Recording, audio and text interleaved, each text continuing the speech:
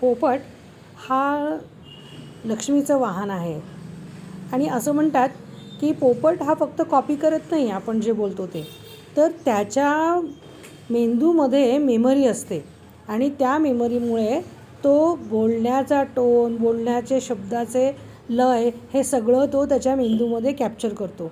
आणि ह्याला लक्ष्मीचं वाहन का म्हटलं असेल बरं? कारण लक्ष्मी जी आहे ती सद्गुण म्हणजे चांगले गुण एकत्र येऊन त्यांच्या सगळ्यांची कॉपी करून त्याला इम्प्लिमेंट करणारी अशी शक्ती आहे. आणि ती शक्ती जी आहे त्या पोपटाच्या शक्तीशी कुठेतरी रिलेटेड आहे.